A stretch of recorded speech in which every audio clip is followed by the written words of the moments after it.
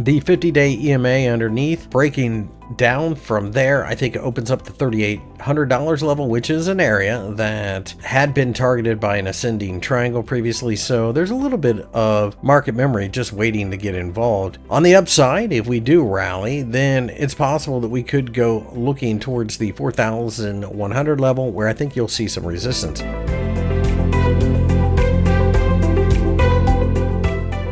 Metals collapse again on Tuesday, but do find a bit of a bounce late in the day. This is Chris from Hola Prime, taking a look at the technical roundup for the session.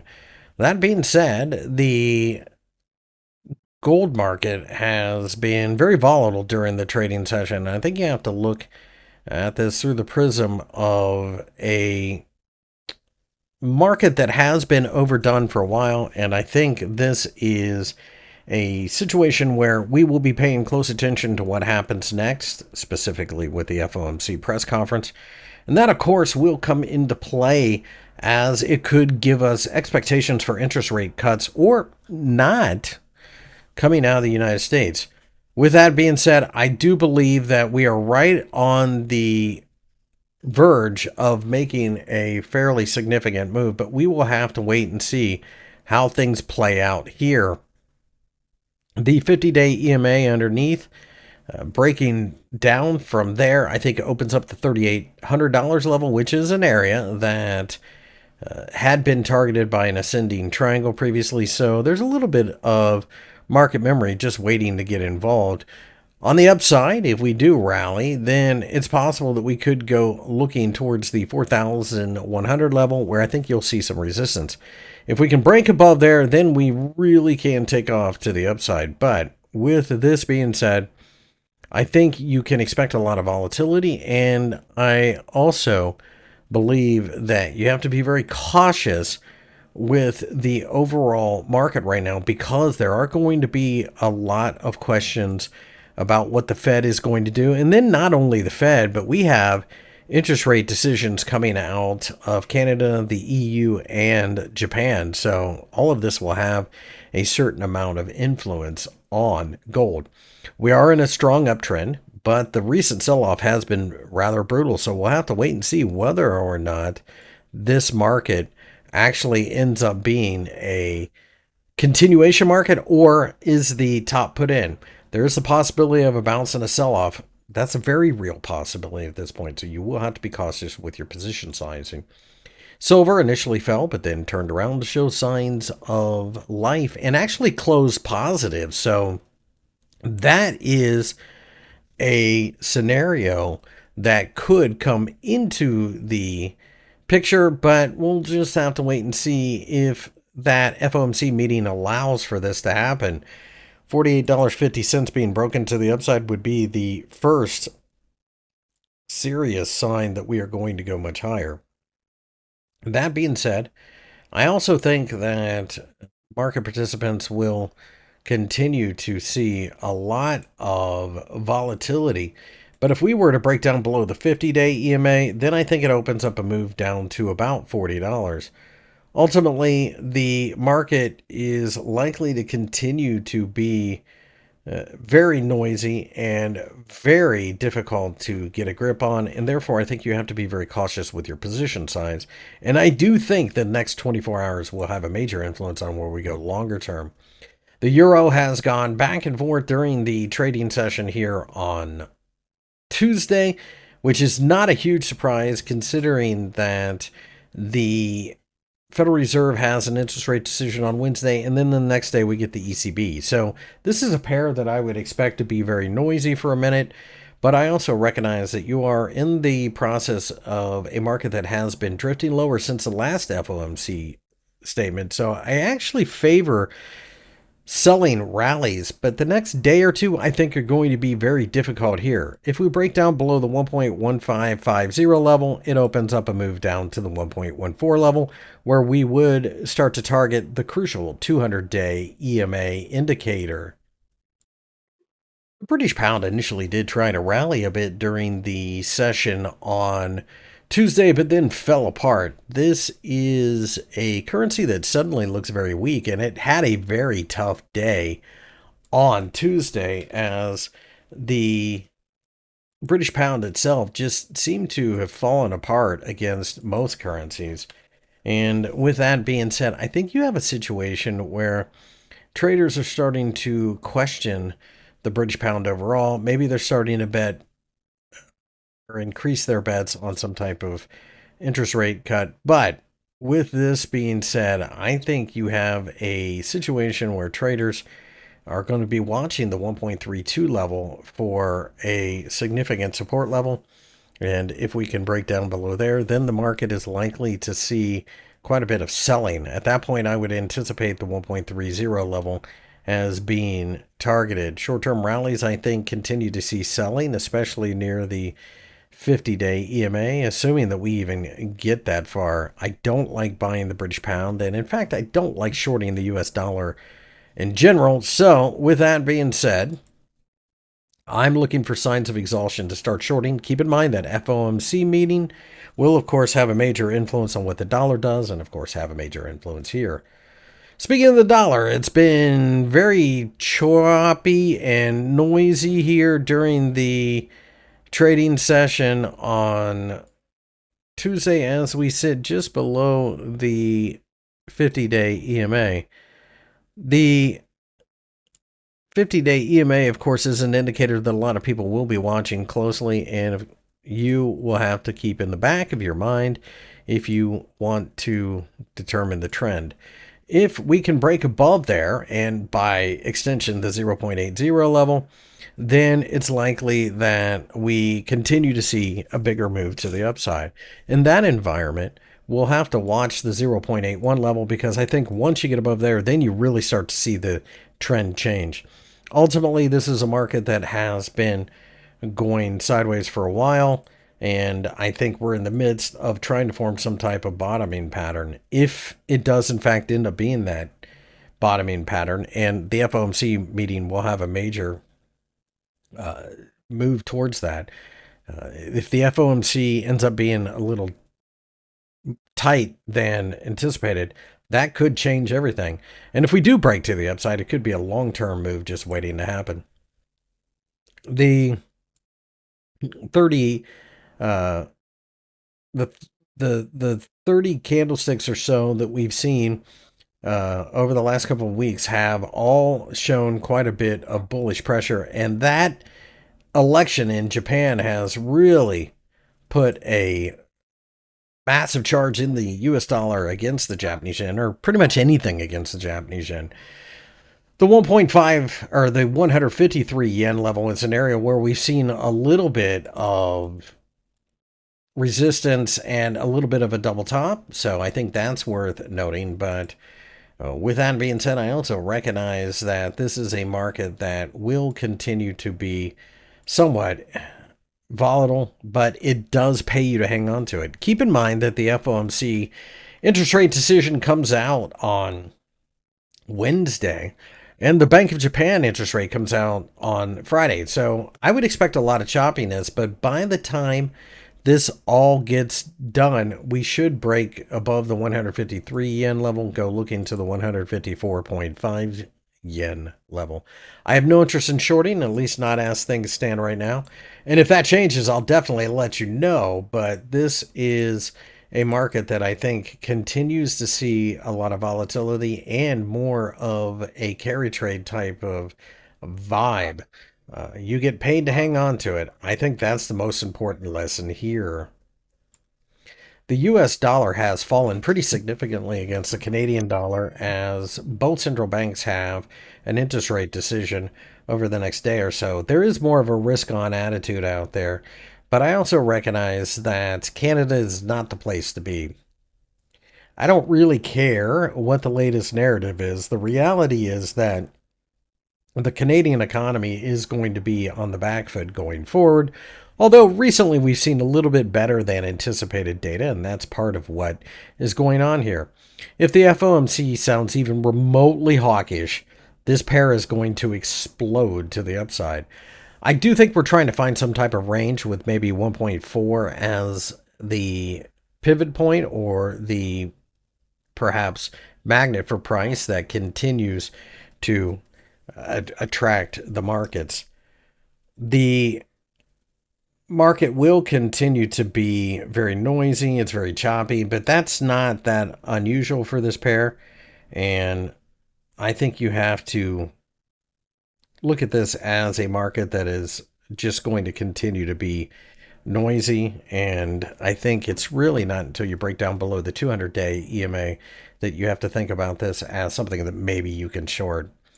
The Australian dollar has skyrocketed against the US dollar over the last couple of days, and I'm getting very close to shorting this, but we don't have the exhaustion candlestick that I want to see. The FOMC, of course, will be a major driver of what happens next, and ultimately, I think you have to look at the Australian dollar through its history. It's been very unappealing and choppy over the last several months, and despite the fact that the last couple of days have been good, the reality is that we still have a long way to go between the United States and China to really get the Aussie overheated.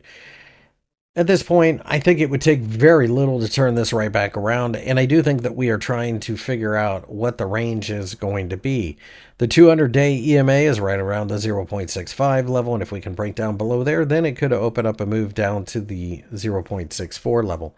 The 0.67 level above is an area that I think a lot of people will be watching, and with this, I just don't understand why, of all places to sell the dollar, this would be where you go. It's just underperforming. The New Zealand dollar had a slightly positive day, but pretty underwhelming. I still think this is a situation where anywhere near the 50-day EMA ends up being a selling opportunity unless the FOMC press conference and statement is a lot more dovish than we anticipate. The 0.5750 level is an area that's been both support and resistance in the past, so therefore I think it should be support on the way back down. But if we break down below there, then the Kiwi dollar gets really hammered. If we can break above the 50-day EMA, then we could go to the 0.5850 level, an area that's been important in the past as well. Ultimately, I think this is a market that, while I don't like the Australian dollar, the Kiwi dollar is probably a better one to short than the Aussie if you want to play this particular dynamic. All things being equal, we're still very much in a downtrend, and it wouldn't take much to continue that. The euro has finally broken out against the British pound, blowing through divergence and blowing through the 0.8750 level. So that sell signal never really kicked off.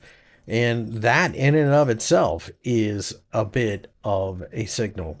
Now that we're above the 0.8750 level handily on a daily close, I think this ends up being a buy signal. And I do think that we continue to go looking towards the measured move, which would be 150 pips. Short-term pullback should continue to be interesting and potential buying opportunities, with the 0.87 level underneath probably being your short-term floor, especially now that the 50-day EMA is coming into the picture to offer a certain amount of support. This market, of course, will have to deal with the idea of the European Central Bank with an interest rate decision and that noise coming out. But I also believe that this is a market that has been going higher for a while for a reason. And with this, I think you have to look at this as a buy on the dip type of situation. I don't have any interest whatsoever in trying to get too cute here, but I also recognize that this pair does tend to be very choppy and volatile. Furthermore, the position size is bigger than many other pairs, so keep that in mind. But all things being equal, this is a breakout that I think should be followed. The euro rallied slightly against the Swiss franc, and this, of course, is going to be something that a lot of people pay attention to because the Swiss National Bank is well known to intervene in this pair, and the fact that we broke down below the 0.92 level the other day and then turned around to show signs of life suggests to me that suddenly somebody got very interested, and that almost always means the Swiss National Bank. If we can recapture the 0.93 level, that would be a very bullish sign, and we probably end up in the previous consolidation area. But really at this point, I think you've got a situation where if the euro takes off, this might be the place to be. Or you may look to sell it at higher levels as the euro either loses its luster or we get more of a risk-off move as traders pile into the Swiss franc for safety. That being said, though, you always have to be very cautious trying to get too aggressive shorting this pair. There is a long history of people getting hammered by this short and getting blown out by the Swiss National Bank. So by all means, be very cautious with that.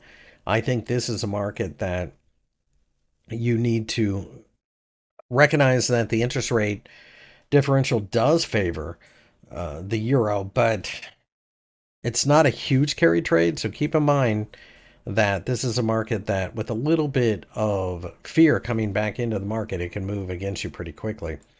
The euro has pulled back significantly against the Japanese yen, and this, of course, is something that we need to keep in the back of our mind that this is driven by, I think, the Japanese yen more than anything else during the day.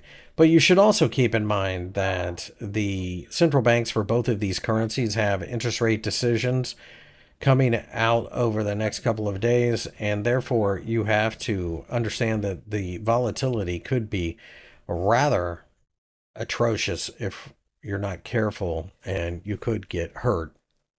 There is a gap underneath right around the 175 yen level with the 50-day EMA attached to it.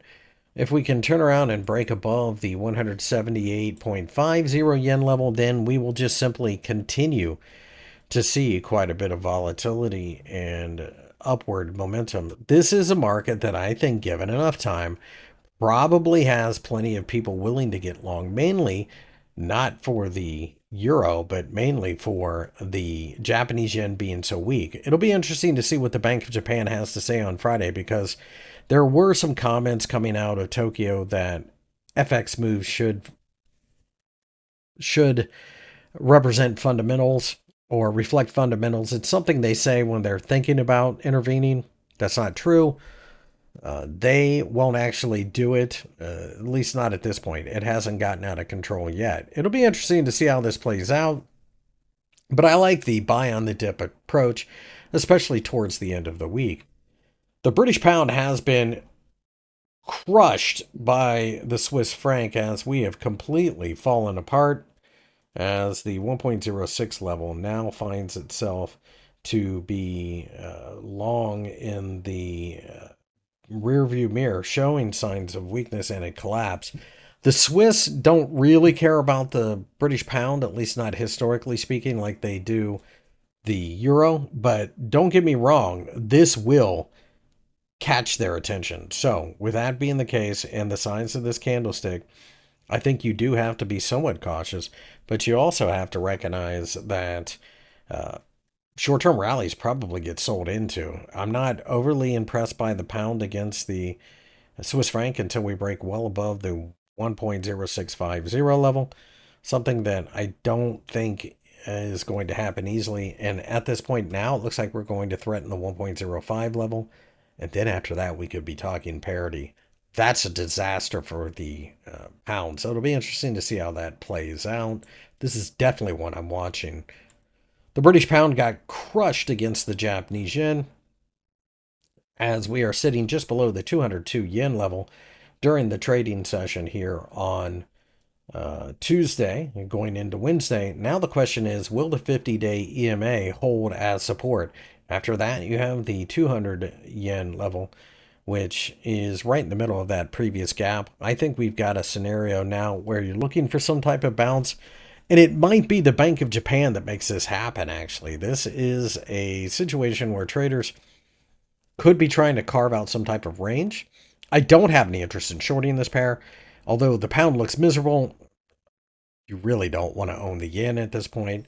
The interest rate differential favors the United Kingdom, so keep that in mind. That could be a big driver as well. But really, at this point, that is an ugly candlestick, and I do think that we've got to worry about what's going on with the pound, at least in the short term. But again, this is all about the yen, or I should say specifically not owning the yen as far as I can tell. So maybe buy another currency against the yen or expect this one to bounce. I don't, again, have any interest whatsoever in buying the yen, at least not in this environment. The Canadian dollar was pretty choppy against the Swiss franc, and really at this point in time, the market looks as if it is hanging around the 0.57 level, an area that has been really difficult to get beyond, as it had previously been a support level and should be resistance at this juncture. Keep in mind that this area is also backed up by the 50-day EMA and the downtrend line. So both of these things will work against the value of this pair. If we do break above the 50-day EMA, then fine, we can start to have a conversation about the Canadian dollar breaking out against the Swiss franc. But the Canadian dollar is not one of my favorite currencies at the moment. If I'm going to short the franc, it's going to be against a stronger currency. So we'll wait and see. But more likely than not, signs of exhaustion get sold into, and we could see the market go looking to the 0.56 level. The Canadian dollar was somewhat negative against the yen during the trading session, but turned around to at least show signs of life. At this point, I think you have to look at this as a market that is just simply going back and forth and trying to figure out where it wants to go. This is all about the Japanese yen and almost nothing to do with the Canadian dollar, and that is going to be the case going forward. Ultimately, this is a market that I think is trying to find some type of range to deal with, and that range is going to give us a heads up as to where we are going. The 110 yen level, I think for me, is a major area of interest, and breaking above that would be extraordinarily bullish. Breaking above the 110 yen level could open up a move to 112 yen. And again, I think this is more about the Japanese yen and a lot less about the Canadian dollar. If we were to turn around and break down below the 108 yen level, then the 200-day EMA gets targeted as support, sitting right around the 107 yen level. The euro continues to be very noisy against the Norwegian krone. And the Norwegian krone is sideways mainly due to the fact that I think this is just typically a choppy market, and the euro doesn't really have anywhere to be ahead of the ECB, at least not overall.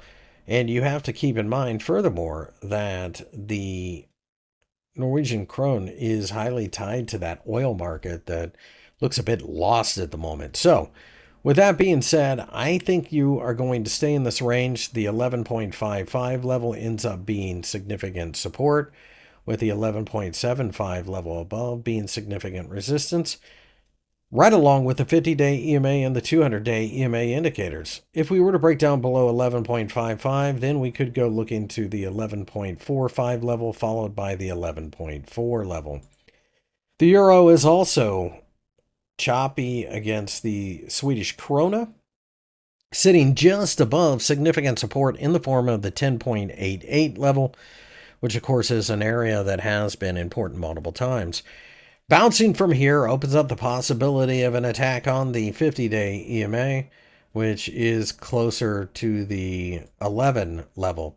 If we were to break below the candlestick from the middle of last week, the 10.85 level being broken to the downside opens up the possibility of a drop to the 10.8 level. Keep in mind, this is a market that is typically choppy, much like the EURNOK pair. And now it looks like, all things being equal, the euro is going to have to deal with the central bank announcement over the next couple of days, and that, of course, will come into influence where we go next. as things stand right now, I think you've got a situation where we just don't really have a whole lot of momentum. And now we're just seeing whether or not we can form some type of bottom in this general vicinity. I do think this is a pair that short-term range-bound traders will continue to be attracted to, though. The New Zealand dollar has pulled back just a bit against the Japanese yen during trading, but we find ourselves towards the top of the overall range near the 88.50 yen level. Breaking above there opens up the possibility of a move to the 89 yen level, which of course is an area where we've seen a lot of selling pressure previously. Getting above there really opens up the floodgates to the upside. I think this is more about the Japanese yen than anything else, so do keep that in mind. As the Japanese yen is a relatively weak currency, especially when you look at it in comparison to other markets that have quite a bit more strength. I do like the idea of buying dips with the 200-day EMA underneath, right around the 87.2 level, offering a bit of a floor. I do not want to short this pair, and if it does fall significantly, I'll just look to buy it at lower levels, such as the 89 level, or 86 level. And keep in mind, I don't like the New Zealand dollar. It's just that I really don't like the Japanese yen. The US dollar continues to be very noisy against the Mexican peso as we are hanging around the 50-day EMA and going sideways between 18.5 and 18.2. Overall, this is a downtrend. I think that continues to be the case, and therefore I think you're looking to fade signs of exhaustion after short-term rallies. The crude oil market got absolutely hammered during the trading session, which is not a surprise. We find ourselves below the $60 level. I think that opens more selling. It's difficult to imagine why oil would have gone higher. I understand there was noise about Russian sanctions, but we've heard that how many times now? So the oversupply and the Russian oil that's going to make it to the market regardless continues to be a major issue when you have a situation where there just is no real demand. I think we go looking towards the lows again. I have no interest whatsoever in shorting. The Nasdaq 100 has really taken off to the upside, and we are above the 26,000 level. That being said, we have the interest rate decision coming out of the FOMC, so I would step to the side, looking for a little bit of a drop in order to buy the bounce in what should end up being a very volatile and dangerous market. The S&P 500 is a little bit sideways at the end of the day. We were positive for a while. We gave back quite a bit of that, but ultimately I think you've got a situation where traders are going to be looking at this through the prism of a market that is bullish, but probably needs to pull back just a little bit in order to find value.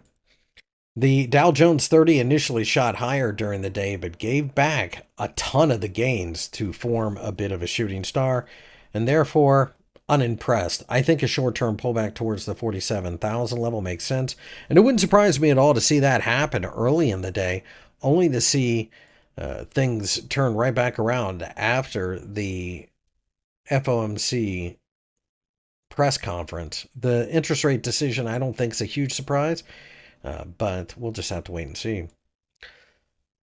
Bitcoin initially rallied during the trading session, only to give back gains near the $116,000 level. By turning around and showing signs of weakness, this suggests that we are trying to form a short-term drop. If we broke down from here, the $108,000 level is an area that's significant support, extending down to the $105,000 level.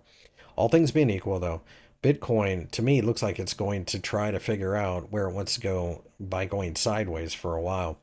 All things being equal, the U.S. stock market looks very happy, very healthy, very positive, but all things being equal, this is a market that I think is going to be waiting to see what Jerome Powell has to say. It's worth noting that the US dollar is a bit mixed, but that makes sense as we head into the overall press conference and statement.